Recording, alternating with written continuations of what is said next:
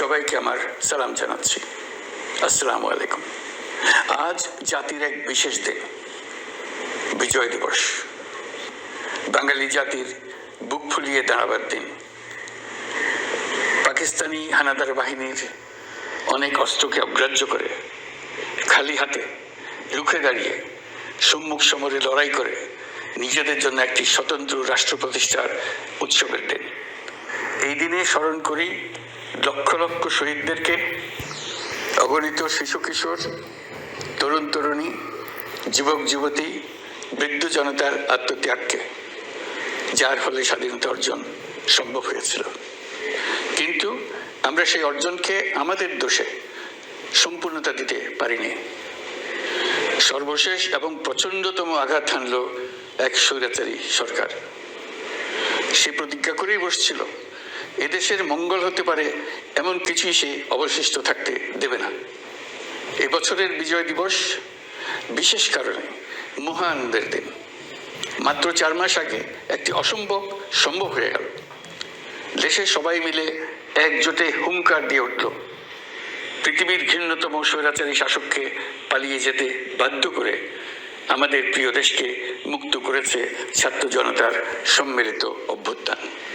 যে হাজার হাজার শহীদ এবং আহতদের আত্মত্যাগ এবং ছাত্র জনতার অটুট ঐক্যের মাধ্যমে এই গণ অভ্যুত্থান সম্ভব হলো, তাদের সবাইকে স্মরণ করি এবং আজ এবারের মহাবিজয়ের দিনে সমগ্র জাতির পক্ষ থেকে তাদের প্রতি সশ্রদ্ধ সালাম জানাই।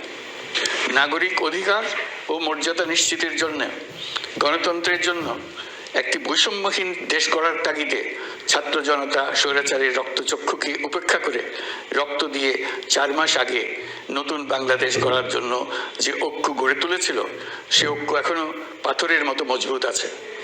মাত্র কয়েকদিন আগে জাতি আবার গর্জে উঠে সমগ্র পৃথিবীকে সে কথা জানিয়ে দিয়েছে। যখন পরাজিত শক্তি নড়ে চড়ে ওঠার চেষ্টা করছিল, সকল রাজনৈতিক দলের এবং সকল ধর্মের শীর্ষ ব্যক্তিদের এবং ছাত্রদের সমাবেশের মাধ্যমে এক কণ্ঠে সজোরে ঘোষণা দিয়েছিল, আমরা যে নিরেট ঐক্যের মাধ্যমে অভ্যুত্থান করেছি, সে ঐক্য আরও জোরদার হয়েছে। 4 মাসের ব্যবধানে আমাদের ঐক্য কোথাও শিথিল হয়নি। নতুন বাংলাদেশ গড়ার সংকল্পে আমরা অটুট আছি। বহির্বিশ্বে চাতুর্যপূর্ণ প্রচারণা দিয়ে যারা আমাদের মধ্যে দূরত্ব সৃষ্টির চেষ্টা করছে, তারা দূরত্ব সৃষ্টি তো করতে পারেইনি, বরং সারা জাতিকে সগৌরবে উচ্চকণ্ঠে তার ঐক্যকে পৃথিবীর সামনে তুলে ধরতে উজ্জীবিত করেছে। পরাজিত শক্তি তাদের পরাজয় কিছুতেই মেনে নিতে পারছে না। তারা প্রতিদিন দেশের ভেতরে এবং বাইরে থেকে জনতার অভ্যুত্থানকে ব্যর্থ করার জন্য বিপুল অর্থ ব্যয়ে নানা ভঙ্গিতে তাদের চেষ্টা চালিয়ে যাচ্ছে। পাচার করা হাজার হাজার কোটি টাকা তাদের আয়ত্তে রয়েছে। তাদের সুবিধাভোগীরা সর্বত্র ছড়িয়ে আছে। আমাদের ঐক্য অটুট থাকলে তারা আমাদেরকে আমাদের লক্ষ্য অর্জন থেকে ব্যর্থ করতে পারবে না। সজাগ থাকুন, নিজের লক্ষ্যকে জাতির লক্ষ্যের সঙ্গে একীভূত করুন। পৃথিবীর কোনো শক্তিই আমাদেরকে আমাদের লক্ষ্য অর্জন থেকে বিচ্যুত করতে পারবে না। আমি দেশের গণমাধ্যম কর্মী ও জনগণের প্রতি আহ্বান জানাই, বিশ্বের কাছে দেশের প্রকৃত চিত্র তুলে ধরুন। অপপ্রচারের বিরুদ্ধে সত্যই হোক আমাদের হাতিয়ার। জাতির এই নিরেট ঐক্য এই বছরের বিজয় দিবসকে স্মরণীয় করে রাখবে, ইতিহাসের অনন্য স্থানে প্রতিষ্ঠিত করে রাখবে। এই ঐতিহাসিক অর্জনের জন্য দলমত নির্বিশেষে দেশের সকল তরুণ তরুণী, যুবক যুবতী, বৃদ্ধ বৃদ্ধা সবাইকে আমার অভিনন্দন জানাচ্ছি। এই ঐক্যের জোরে আমরা আমাদের সকল সমস্যার দ্রুত সমাধান নিশ্চিত করতে পারব। এই বিজয় মাসে আমাদের গণ অভ্যুত্থানকে অভিনন্দন জানাবার জন্য, আমাদের বিজয় দিবসে যোগ দেবার জন্য ঢাকায় এসছেন পূর্ব তিমুরের রাষ্ট্রপতি, নোবেল শান্তি পুরস্কার বিজয়ী প্রেসিডেন্ট হোসে রামোস হর্তা। তিনি তার দেশের মুক্তিযুদ্ধে নেতৃত্ব দিয়েছেন। আমাদের দেশের মুক্তিযুদ্ধ তাকে অনুপ্রাণিত করেছিল। 2002 সালে পূর্ব তিমুর স্বাধীন রাষ্ট্র হিসেবে প্রতিষ্ঠিত হয়। আমাদের জাতীয় উৎসবের জন্য জাতির পক্ষ থেকে তাকে আমরা স্বাগত জানাচ্ছি। কয়েকদিন আগে ইউরোপীয় ইউনিয়নের 19 জন রাষ্ট্রদূতের সঙ্গে আমার বৈঠক হয়েছে। এই প্রথমবারের মতো ইউরোপিয়ান ইউনিয়নের প্রায় সকল দেশের রাষ্ট্রদূতগণ একসঙ্গে ঢাকায় এসে সরকারের সঙ্গে বৈঠক করলেন। এই দেশগুলোর বেশিরভাগ দূতাবাস দিল্লিতে। তারা তারা অনেকেই আগে কোনোদিন ঢাকায় আসেননি। এটি একটি ঐতিহাসিক ঘটনা।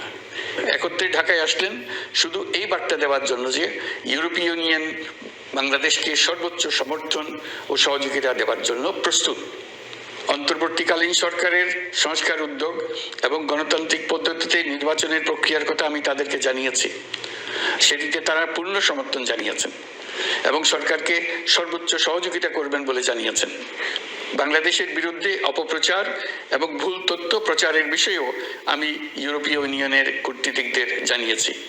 ইউরোপীয় দেশগুলোর মধ্যে যাদের ভিসা অফিস নয়াদিল্লিতে আছে তাদেরকে ঢাকা বা অন্য কোনো প্রতিবেশী দেশে ভিসা অফিস নিয়ে আসার জন্য আমি অনুরোধ করেছি। আমি বলেছি, ইউরোপীয় দেশগুলোর বিশ্ববিদ্যালয়ে ভর্তির জন্য অনেক বাংলাদেশি শিক্ষার্থীর ভিসা পেতে সমস্যা হয়। তারা যদি ভিসা সেন্টার ঢাকায় নিয়ে আসেন তাহলে আমাদের ছেলে মেয়েদের ভোগান্তি কমে যাবে। এছাড়া অর্থনৈতিক ও সামাজিক ক্ষেত্রে তাদের সহযোগিতার মাত্রা বাড়ানোর বিষয়ে আমি আলাপ করেছি। বিশ্বব্যাংক সহ অন্যান্য সকল দাতা প্রতিষ্ঠান সমূহের কাছে আমাদের অর্থনীতির ভবিষ্যৎ সম্বন্ধে আস্থা প্রতিষ্ঠিত করতে অন্তর্বর্তীকালীন সরকার সক্ষম হয়েছে। তারা নতুন উদ্যোগে এবং নতুন উৎসাহে আমাদের সঙ্গে নতুন আর্থিক সম্পর্ক গড়ে তুলতে এগিয়ে এসছে। অর্থনীতির সাফল্যের ব্যাপারে দেশে এবং বিদেশে আস্থার সৃষ্টি হয়েছে। অন্তর্বর্তী সরকার যখন দায়িত্ব গ্রহণ করে অর্থনীতি তখন ভেঙে পড়ার অবস্থায়। গত 4 মাসে এই অবস্থার বিরাট পরিবর্তন হয়েছে। ব্যাংকিং ব্যবস্থায় আস্থা এবং নিয়ম শৃঙ্খলা ফিরে আসছে। কোনো ব্যাংক বন্ধ করে দিতে হয়নি। ব্যাংক যত দুর্বলই হোক তাকে টিকিয়ে রাখার ব্যবস্থা করা হয়েছে। প্রথম দিকে আমানতকারীর টাকা উত্তোলনের ব্যাপারে বিধিনিষেধ আরোপ করা হয়েছিল, এখন সেটা তুলে দেওয়া হয়েছে। বাংলাদেশ ব্যাংক সকল ব্যাংককে আমানত ফেরত দেওয়ার জন্য নতুন টাকার সরবরাহ দিতে প্রস্তুত হয়েছে। আশা করি এতে ব্যাংকিং ব্যবস্থায় সকলের আস্থা ফিরে আসবে। প্রিয় দেশবাসী, আমাদের সরকারের শুরুতেই একটি কমিটি নিয়োগ করেছিলাম, শ্বেতপত্র প্রণয়ন কমিটি। এই কমিটির কাজ ছিল অভ্যুত্থানের পর অর্থনীতি কোন পরিস্থিতিতে যাত্রা শুরু করলো তার একটা দলিল রচনা করা। এতে কি পেলাম না তার একটা চিত্র তুলে ধরার দায়িত্ব দেওয়া হয়েছিল এই কমিটিকে। ডক্টর দেবপ্রিয়ার সভাপতিত্বে গঠিত 12 সদস্যের শ্বেতপত্র প্রণয়ন কমিটি নির্ধারিত সময়ে এই কঠিন কাজ সম্পন্ন করে আমাদের কাছে 400 পৃষ্ঠার একটা বিস্তারিত রিপোর্ট পেশ করেছে। রিপোর্ট পড়ে দেশের মানুষ হতভম্ব হয়ে গেছে। দেশে বিদেশে অনেক প্রতিষ্ঠান ও ব্যক্তি গভীর আগ্রহ নিয়ে এই রিপোর্টটি সংগ্রহ করছে। দেশের মধ্যে পত্রপত্রিকা, সেমিনার, আলোচনা সভা, টেলিভিশনে এই নিয়ে প্রচুর আলোচনা হচ্ছে। ফ্যাসিবাদী সরকার দেশের অর্থনীতিকে ভেঙে দিয়ে গেছে এটা সবাই বুঝতে পারছিল, কিন্তু অর্থনীতিকে কি পরিমাণ ধ্বংসস্তূপে পরিণত করে দিয়ে গেছে তার পরিমাপ সম্বন্ধে কোনো ধারণা করতে পারছিল না। শ্বেতপত্র প্রণয়ন কমিটি হিসেব নিকেশ করে এর পরিমাণ বের করে দিয়েছে। এই রিপোর্ট পড়ে সকলে অবিশ্বাস্য চোখে একে অপরের দিকে তাকাচ্ছে, কারো মুখে কথা বেরোচ্ছে না। দিন দুপুরে সকলের সামনে থেকে হাজার হাজার কোটি টাকা ব্যাংক থেকে পাচার করে নিয়ে গেছে। কেউ বলার ছিল না, কেউ দেখার ছিল না। যারা নিয়ে গেছে তাদেরকে কেউ বাধা দেয়নি, বরং সর্বস্তরে সবাই আগ্রহ সহকারে তাদের সঙ্গে সহযোগিতা করেছে, কারণ তারা সব আপন লোক। বিশাল বিশাল প্রকল্প নেওয়া হয়েছে ঋণের টাকায়। এইসব প্রকল্পের মোড়কে বিশাল বিশাল অর্থ লুটপাট করেছে। প্রকৃত ব্যয়ের চাইতে কত বেশি ব্যয় ধরে কাদের হাতে টাকাটা পাচার করে দেওয়া হয়েছে তাও এই প্রতিবেদনে তুলে ধরা হয়েছে। শ্বেতপত্র প্রণয়ন কমিটি তাদের প্রতিবেদনে তুলে ধরেছে যে বার্ষিক উন্নয়ন ব্যয়ের প্রায় অর্ধেক টাকায় লুটপাট হয়েছে। দেশে এমন ধরনের পোষ্যতোষী পুঁজিবাদ তৈরি করা হয়েছিল যার সুবিধাভোগী ছিল স্বৈরাচার ও তার সহযোগীরা। প্রতিবেদনে উল্লেখ করা হয়েছে যে নির্দিষ্ট কিছু গোষ্ঠীকে সুবিধা দিতে যে পরিমাণ কর ছাড় দেওয়া হয়েছে সেটা অর্ধেকে নামিয়ে আনা গেলে দেশের শিক্ষা বাজেট 2 গুণ, স্বাস্থ্য বাজেট 3 গুণ করা সম্ভব ছিল। পাচার করা এই টাকা আপনাদেরই টাকা। তারা প্রকাশ্যে আপনাদের কষ্টার্জিত টাকা লুট করে বিদেশে ভোগ বিলাসে ব্যয় করছে।